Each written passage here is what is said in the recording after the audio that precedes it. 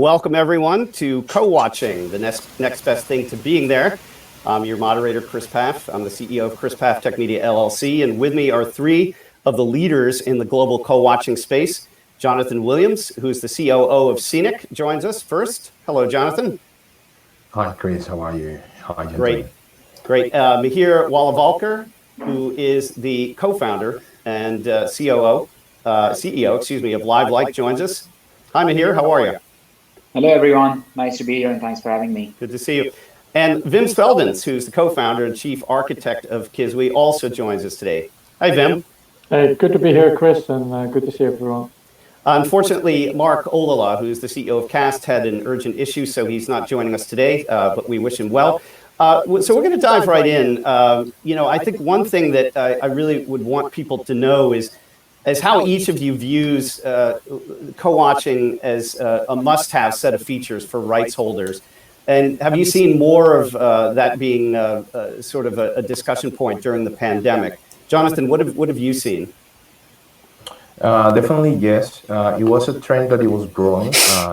We have been around for more than 7 years and in this space of co-viewing. And definitely during the pandemic since the pandemic started, has been the topic of, conversation. We haven't been able to interact with people socially, face to face. So this makes more sense for, content platforms to have this kind of technology. So definitely, yes. Yeah. And what about you, Miheer? Are you seeing some more intense conversations that way, or is this just become more of just an obvious thing that people should be looking at? In my personal opinion, the partners that we were talking to and the people that we've been working with have been looking at the area of co-watching or social experiences for a long time. We've been in the space for about 5 or 6 years, first in VR, where we were also thinking about VR social experiences and co-watching as an experience. Primarily because of what you've seen in the world of gaming and Twitch and stuff, right? It's just that the pandemic sort of accelerated that trend for two reasons, the way I see it. One, the pause in programming meant that people had to innovate to figure out what to do. When you don't have fans in the stadium and you're losing many revenue streams, how do you tap into the digital world to make up for some of those streams and to give some of the fans an experience that they couldn't get otherwise? Was one. And second, I think it just freed up the product managers to think about something else than the day-to-day. And that sort of gave them an opportunity to start innovating rather than just focusing on making sure you don't go black in your video. Yeah, and that was an issue because we didn't have any live sports for 3 months. I think the EPL was the first one back. Wim, how about you? Again, Jonathan and Miheer, you've been around for a while. What have you seen in the last 13 months in terms of discussions about implementing co-watching? Yeah, very much the same trend. I think that with the lockdown and the pandemic is that the world has dramatically changed, and we see pretty much all content providers have to sort of accelerate their digital roadmap, not by 1 year, but sometimes by 5 or 10 years. And I think that finally the notion of sort of social or even more so interactive watching has become real and has become a must, because obviously with the lockdown, at some point sports did resume, music events did resume, but they always resumed without actual physical audiences. So the notion to actually provide a virtual audience and to provide interactivity for that audience, so the audience can interact with itself, but also with the event, has become an absolute must in the pandemic, I would say. Yeah, and so this is something that I'd like each of you to talk about with regard to how you're building or adding social core watching to content apps to enable more stickiness, which is really a question about how you're approaching this. Jonathan, since you guys have some of the best tech out there, how do you go about this? Well, from our own experience, so we started as a B2C platform many years ago. We co-viewing, watch together. Actually, we started using that term back then. And then we realized that it was extremely expensive for us to keep producing content and have the technology. So we decided just to build our technology as an SDK, an API for the content owners. So that's basically for us allowing them to bring the social conversation within their own platforms, which is what was happening like in the social networks, right? So that's how we enable like the partners that we have or clients that we have to bring the social aspect and to their own platforms. Yeah, and Miheer, talk about how you guys are looking at this and how you're building that social core component. So for us, I think a big area and a shift when we started doing white label product offerings in the past was to actually enable our partners to do more. So the approach we are taking to the market is sort of, there are three major elements that to what LiveLike does. One is community as a service. The other is interaction or engagement as a service. And the third is gamification as a service. All three of them, it's a modular. We've tried to make it as independent of each other as possible, but they supercharge each other when you use them together. And our goal is to go to product managers and give them the tools to sort of, build their own ideal fan experience. We all have worked across different sectors now. Kiswe is doing a ton of stuff in music. Jonny and Sceenic have been working in, SVOD content, in live sports content, in watching movies together. And each of these experiences has a different audience group with different interest areas, with different behavioral patterns. And what we are saying is we don't know how each of those fans interact with content, but the product managers who build those experiences do. And so we're giving them the tools and saying, you figure out what makes sense for you. Some of our partners prefer a Twitch-like public chat. Some say we don't want to deal with the mess that comes with it. We just want to allow people to do private group chats. And in some cases, people have access to a lot of talent. And so we're giving them an opportunity to do more influencer-led conversations. So that's one aspect. The second aspect is what kind of behaviors do you want to incentivize, in terms of prioritizing your functionality? Do you want to grow your audience base, or do you want to keep your audience base on your app for a longer time? Or do you want to get your audience base to invite their friends and make it a more, network effect sort of an experience? So gamification comes in. So we build an engine or gamification engine that allows them to decide how to define priorities. So those are aspects that we are learning a lot from seeing how different partners adopt our platform to build their own experiences. And it's actually been fun to see because you definitely see some patterns repeat themselves, but then there are certain nuances that we would have never thought of when people come up with their own ideas. And then our goal is to make sure that those experiences are supported by our platform. And that's basically our product backlog. That's great. Vim, how about you? How have you guys really either adapted or bolted on the social core components? So, we as a company from the founding of our company over 7 years ago have been focused on the notion of interactive video. And the way we sort of see it, it's not unlike what happened with sort of the traditional web maybe about 15 years ago when Web 1.0, which was all about downloading, became Web 2.0, which was all about uploading. And the whole beginning of social networking. And to be honest, until sort of in the pre-pandemic world, a lot of streaming was still sort of streaming 1.0, meaning that you watch an event, you watch it passively, and in some sense, watching it digital versus watching it on a traditional TV, the fundamental experience was actually the same. What we've seen in the last year is really sort of a streaming 2.0, is that it's really notion that streaming is not just about passively watching an event. It's about actively engaging. It's about actively interacting and actually almost participating in an event. And that's, I think, been the sort of binary difference we've seen over the last year. And we still sort of see what we've seen sort of through careful analysis of all the analytics. There's two levels of engagement. There's people engage with each other, just like when you go to an event, you go with your friends, you're part of the crowd.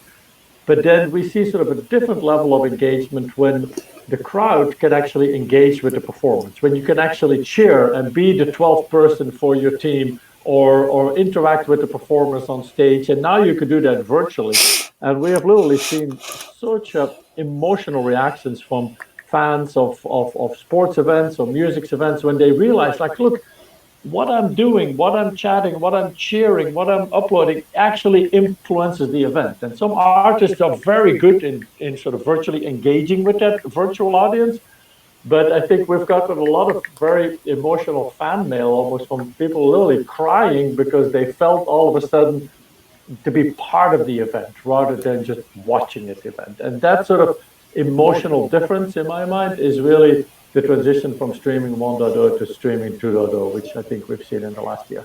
Then it's a great way to build on the live experience as well. So here's a question, and we'll keep it here with you, Vim, for the moment before we go around. So monetization would seem to be a huge driver for co-watching, particularly in the pandemic. And Miheer alluded to this. How do each of you engage brands through your technologies and services? Yeah, it's become an extremely active area of deployment and exploration, because obviously with so few people attending physical events, if anybody, a lot of vendors, a lot of merchandise, a lot of opportunities are gone. So we actually added a complete sort of e-commerce engine to our platform. So you can actually sell merchandise or sell goods during the event, before the event, after the event. And we've seen some enormous success with it. Is that if you sort of do it well, product placement has to be done well, it has to be appropriate, it has to be incorporate the artistic experience. We've seen tremendous uptake on the ability for people to procure goods, digital goods, as well as physical goods during the live performance. So much so that there's almost a new branch evolving, which is the whole sort of streaming commerce, is that people actually do live streaming just as a sales channel. And particularly in Asia, the whole notion of sort of live shopping and live streaming on commercialization platforms has become a topic and a content topic in and out itself. And we're exploring that space as well. Yeah, that's interesting, because an old client of ours, Bamboozer, totally pivoted to being essentially a live video shopping, e-commerce platform, which is a brilliant move. Miheer, how about you? How does monetization fit into your strategy, and has there been a level of adaptability for you throughout this pandemic in terms of monetization? I mean, some of the points that Wim addressed are essentially the points that we want to help our partners do, right? So, I mean, if I were to put it very simply, what Kiswe can do with an in-house team of rockstar engineers, most of our media company partners don't have those capabilities. So what we're doing is giving them the capabilities to sort of build on top of that, right? So we would never be in a position to monetize directly, because we are essentially giving an SDK to our partners. Now our SDK can pass through advertising. There's a ton of sponsorship opportunities. There's quite a few of our partners over the course of the last 12 months have gone out and then sold experiences that are built over LiveLike to brand sponsors. So, Ritz work with March Madness, or I'm just trying to think of which partnerships we are allowed to talk about. And what about the NBA? Tell me about the NBA. NBA I can actually talk about, but because I know you do some work with them. Yeah, no, we certainly do. But Coca-Cola sponsored the Sky Sports experience for FanZone when English Premier League came back. So there is a ton of opportunities from a sponsorship standpoint. Now, whether that is brand marketing or it's performance marketing is where the fun part comes in. When you go, most of our partners are still traditionally using brand marketing or banner ads as a way. But what we're telling them now is actually using these engagement tools. You can actually make more of performance marketing tools. Can you drive signups?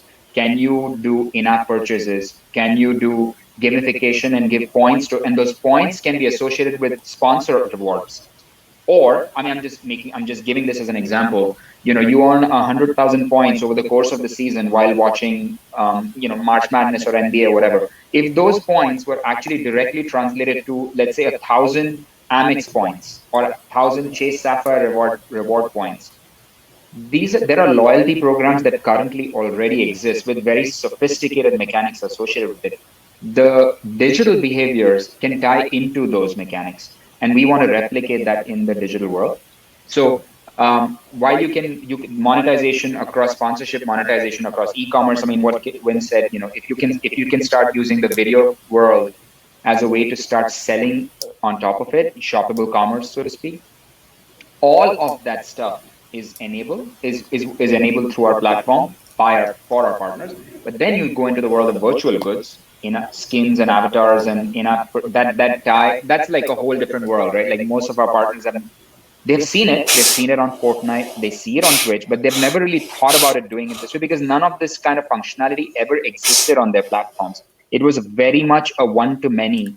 Even today, most of the investment still remains on driving premium content experiences.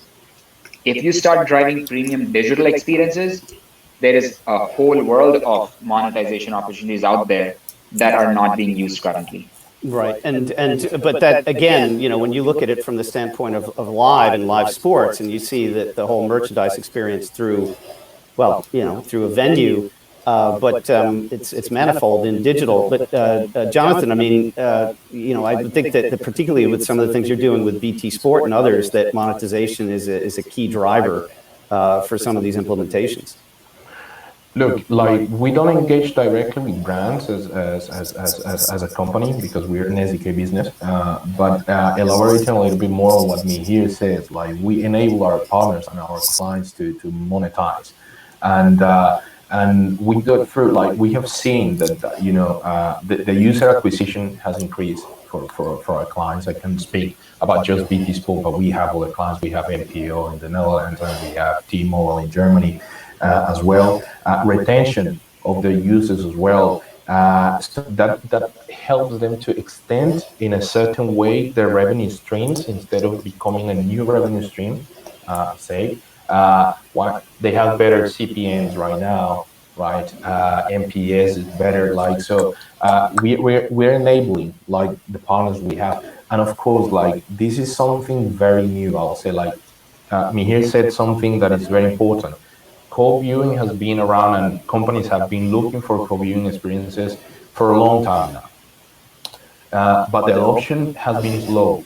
Since the pandemic started, everything accelerated, but it's still very, very early days, And so when it comes to monetization, or when it comes to gamification, when it comes to all the social experience that we want to allow our partners to bring into their own platforms, like the work that we're doing, like the work that Kiswe is doing, the work that LiveLike is doing, and the work that Sceenic is doing, becomes some in a certain way complementary.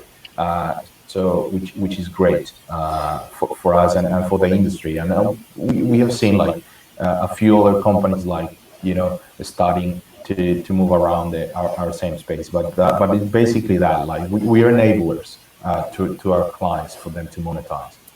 Exactly. So let's keep it here with you, Jonathan, for this question.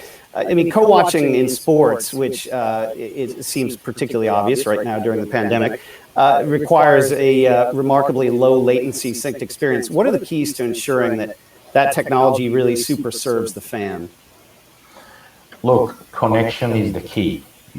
Although our technology has been built to work in a very, very low, port signal. Since we developed our technology to work in countries that are, developing in Latin America, like in Africa, Middle East, and few other countries. So our technology has been built to work in very poor, networks, but definitely to serve, the clients and the fans as they deserve. Connection is key.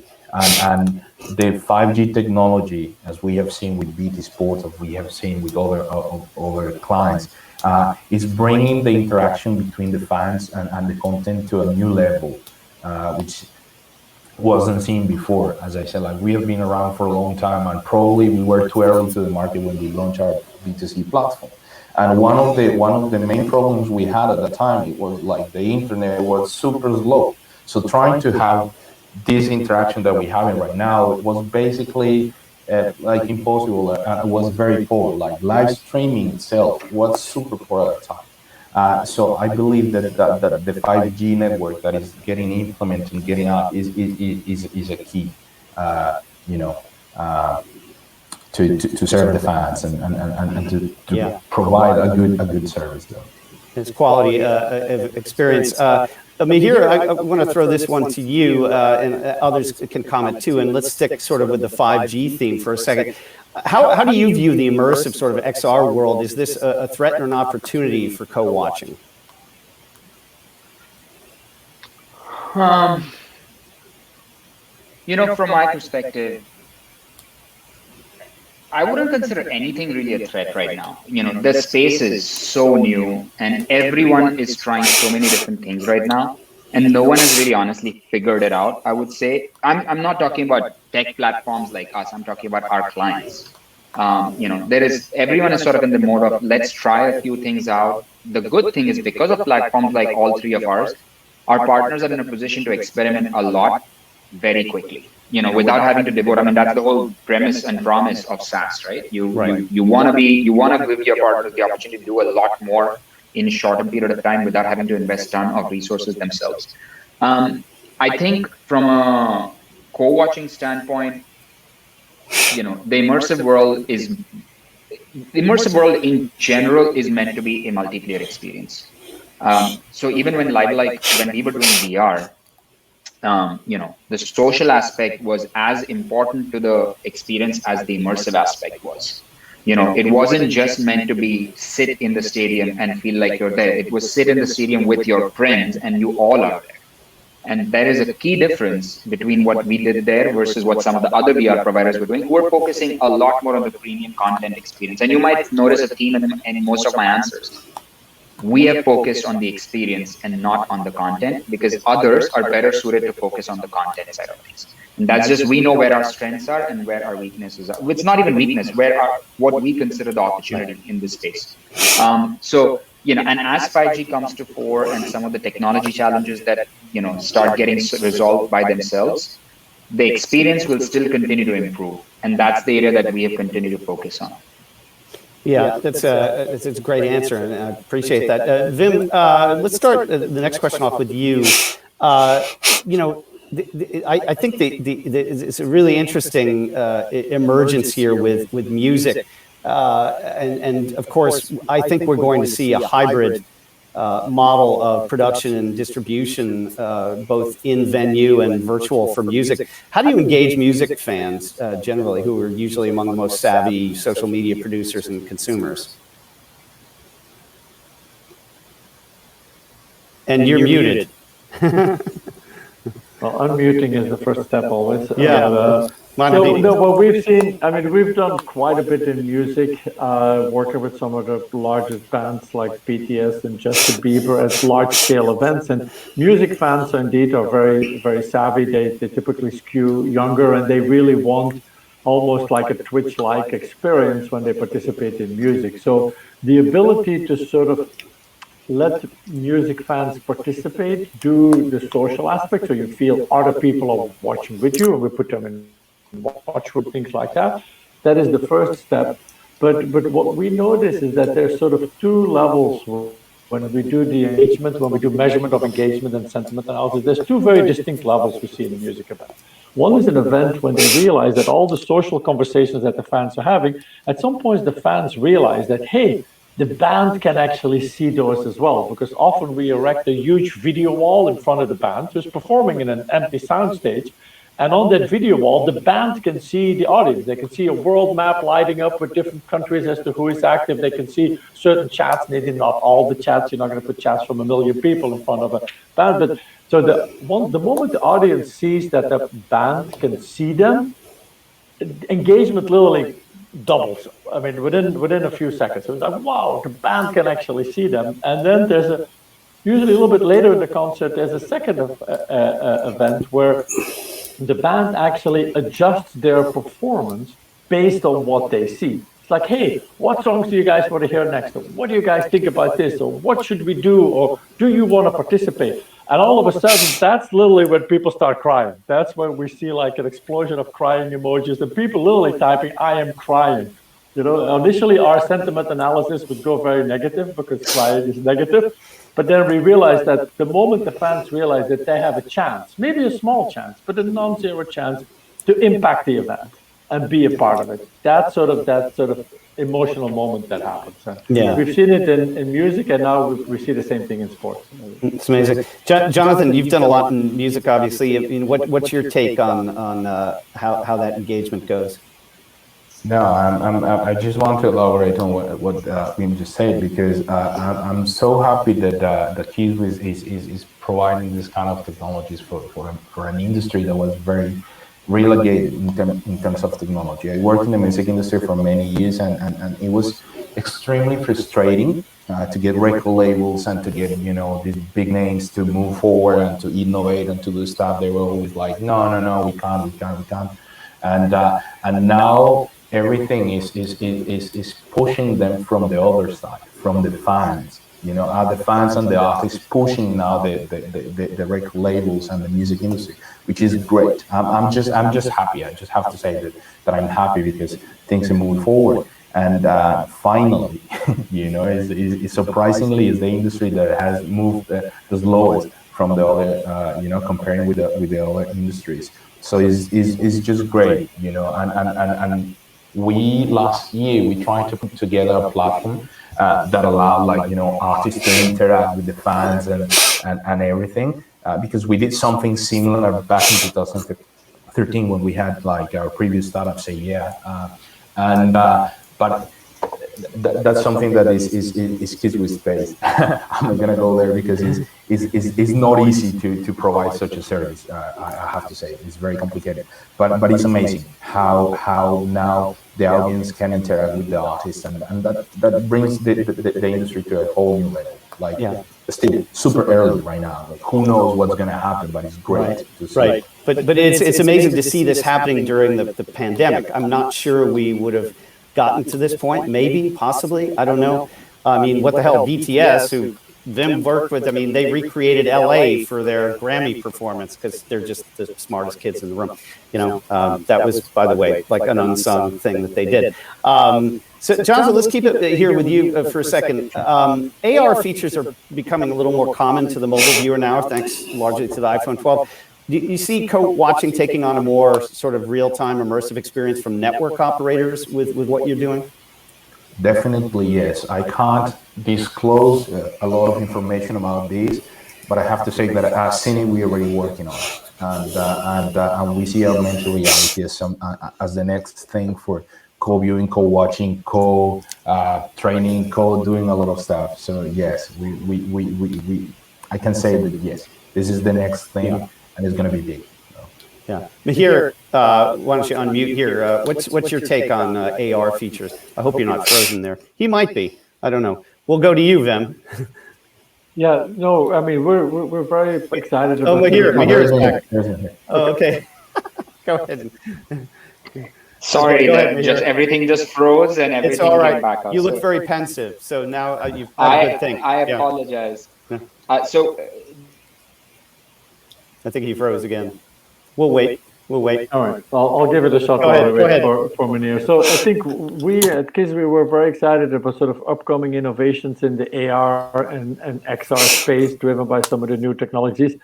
It's not our core space that we work in, but we do see the notion of social watching, co-watching, fan engagement to be sort of boosted by these type of experiences. And so we actually are currently exploring a couple of partnerships with companies in that space. We're having conversations to sort of see how can we've done a few experiments in our AJR concert. We did a few experiments with AR that went over really well. And what I think we've also observed is that when you use XR, AR, you can't sort of only use it for the engagement or for the social experience. It has to be built into the actual end-to-end creative. I mean, what we feel very passionate about is that you take the content and the engagement and the social and you tie them together. If you use the technology for the social experience, you should also sort of make it part of the show. So it doesn't feel like the social engagement is disconnected from the show. Right. And the more you do that, the more we see promise in these technologies. That's very cool to have that level of integration. But I think, we've seen some touch points on that, and even in virtual theater, which is the subject of a completely different panel and time. But Miheer, we have you back now. I think you're muted for a second. So.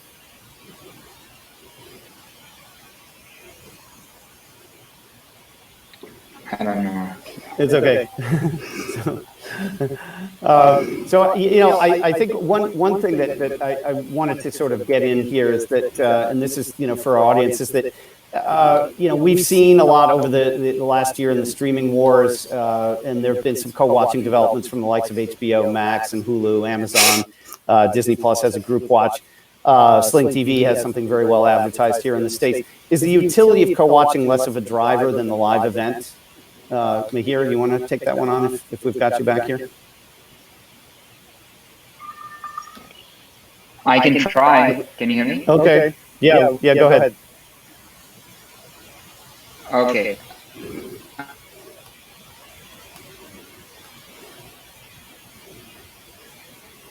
I think we may have hit a bad patch with you, Miheer. So I'm actually going to go to Jonathan for this one.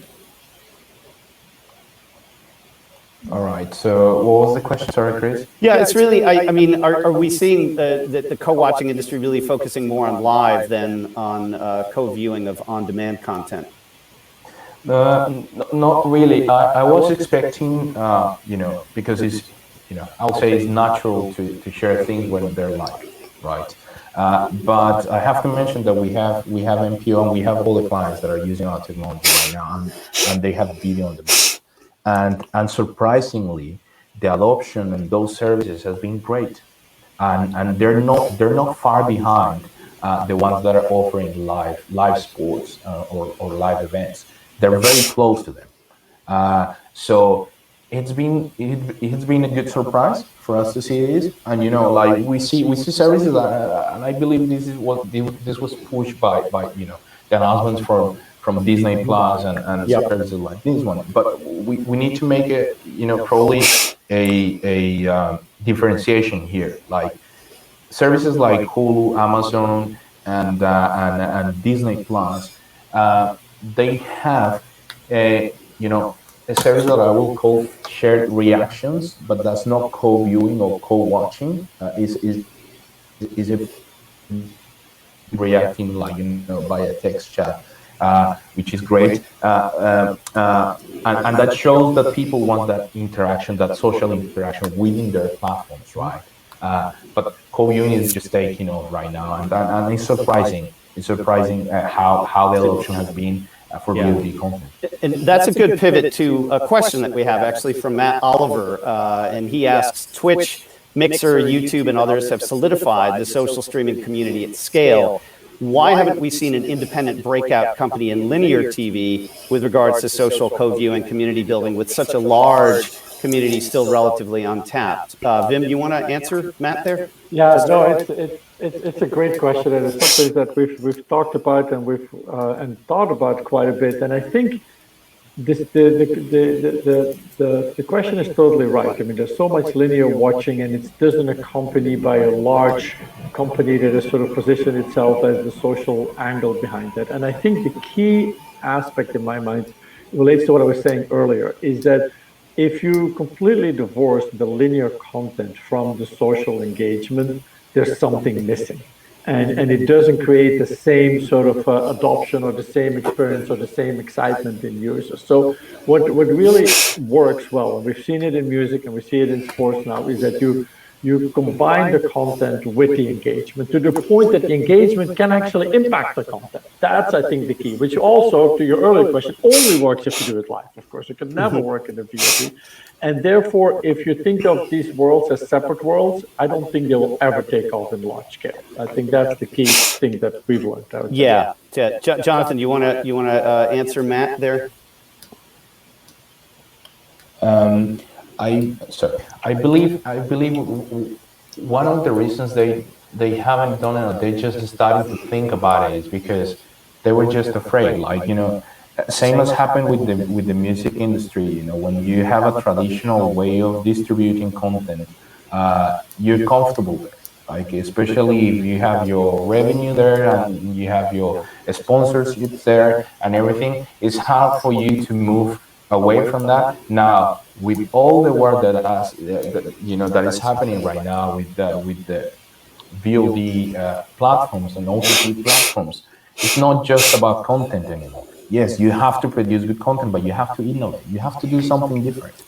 And I think it's related to one of the questions that you have there. But social networks actually did a big favor, or part of the work that we as companies, Kiswe and LiveLike and Sceenic, needed to be done. Like, they educated people around social interaction. And what we're providing right now is just to our clients and partners is that ability to bring all the interaction within their platforms, right? But that said, like, we're just giving that like very easy to them. But it was extremely hard for them to see it that way, yes, the pandemic helped a lot to accelerate that process. But it also comes as well to who develops that technology. Like if you're a broadcaster, if you're a cable operator, like it's gonna be really hard for you to build a team just to build this kind of technology that you don't know. You let the people that knows how to build the technology to bring it to you. So I think two big components there. They were afraid of it because they didn't know how people will interact and how people will react to such technology or offerings. And second, and very important, hard for them to build the technology on their own. Right? Even if you're Amazon, even if you're HBO, even if you're Giant, it's not easy to tap on this kind of technology and build it on your own at the same time that you're providing content. So you rather go to Kiswe, you rather go to LiveLike, you rather go to Sceenic. Yeah. No, it's great. And you mentioned, on the social media side, I mean, we've seen interactivity with influencers. We've seen, some of this. I mean, Twitch, of course, which a million years ago was Justin TV, totally different business, but you build, based on the community, and I think that's part of it too. Back to what you were saying about the fear factor. You don't know until you drop in an event, maybe something local for, say, a Sinclair or some other station group might be the next big thing. You don't know. I think we've run out of time, actually, and sadly, we've lost Miheer. But he apologized, like his connection failed. Yeah, so his connection. But thank God we had him. He was brilliant as always. I want to thank Miheer, Walavalkar from LiveLike, Wim Sweldens from Kiswe, Jonathan Williams from Sceenic. This was great as always. Thank you to the TVOT team. And I hope everyone enjoys TVOT Live this week. I'm Chris Pfaff, your moderator. Thanks again. This has been a great discussion on co-watching, and we hope to do it again. Thanks. Thanks all. Thank you, Chris. Thank you, man.